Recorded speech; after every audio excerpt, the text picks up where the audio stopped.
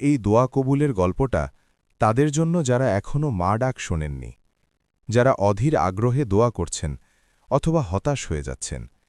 ভিডিওটি শেষ পর্যন্ত দেখুন। প্রথমে আমার একটা বাচ্চা হয়েছিল 2018 সালে। দুদিন আইসিইউতে ছিল, তারপর আল্লাহ ওকে নিয়ে যান। আমি 9 মাস অনেক কষ্ট করেছি। কিছু খেতে পারতাম না, দিনে 30 বারেরও বেশি বমি করতাম। তারপরও শেষে অনেক বড় কষ্ট পেয়েছি বাবুকে হারিয়ে। তারপর একটা বাচ্চার জন্য পাগল হয়ে গিয়েছিলাম। নামাজ আমল শুরু করলাম, কিন্তু প্রতি মাসেই আশা ভেঙে যেত, আর খুব কান্না করতাম। ধৈর্যের বাঁধ ভেঙে গিয়েছিল। হুজুর, কবিরাজ, ডাক্তার সব দেখিয়েছি, কিন্তু কোনো কাজ হচ্ছিল না। তারপর 2020 সালে কনসিভ করি। সবার মনের খুশির বন্যা, সেটাও 3 মাস পর মিসক্যারেজ হয়ে গেছিল।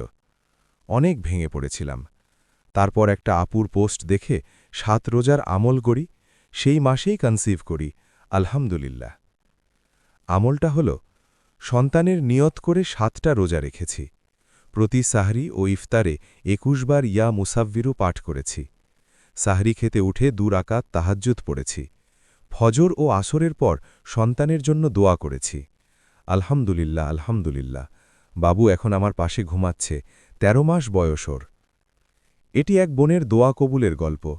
মাশাআল্লাহ, যে মা 9 মাস কষ্ট করে সন্তান হারিয়েছেন, যে নারী বারবার ভেঙে পড়েও নামাজ ছাড়েননি, যার চোখের পানি জায়নামাজ ভিজিয়েছে, আল্লাহ কি তাকে ভুলে থাকতে পারেন?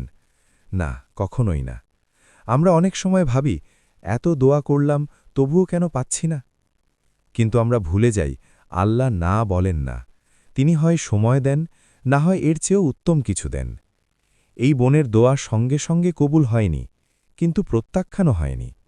প্রতিটা কান্না জমা ছিল, প্রতিটা রোজা লেখা ছিল, প্রতিটা ইয়া মুসাব্বিরু আসমানে উঠেছিল। আর ঠিক তখনই, যখন ধৈর্যের শেষ সীমায় এসে দাঁড়িয়েছিলেন, আল্লাহ দরজা খুলে দিয়েছেন। আজ যে শিশুটি মায়ের পাশে ঘুমাচ্ছে, সে শুধু একটি সন্তান না, সে আল্লাহর পক্ষ থেকে বলা একটাই কথা, আমি তোমার সব শুনেছি। এই গল্প তাদের জন্য যারা এখনও সন্তানের জন্য কাঁদছ, যারা রোগ, অভাব, পরীক্ষার ভেতর দিয়ে যাচ্ছ, যাদের মনে হচ্ছে আল্লাহ বুঝি দিচ্ছেন না। মনে রেখো, তোমার দোয়া কখনো নষ্ট হয় না, তোমার চোখের পানি বৃথা যায় না। আল্লাহ দেরি করেন, কিন্তু অবহেলা করেন না। হয়তো আজ নয়, হয়তো কাল নয়, কিন্তু একদিন ঠিকই বলবেন, হয়ে গেছে।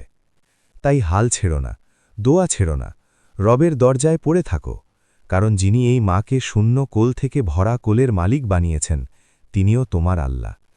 আল্লাহ আমাদের সবাইকে ধৈর্য, তাওয়াক্কুল আর কবুল হওয়া দোয়ার সুসংবাদ দান করুন। আমিন।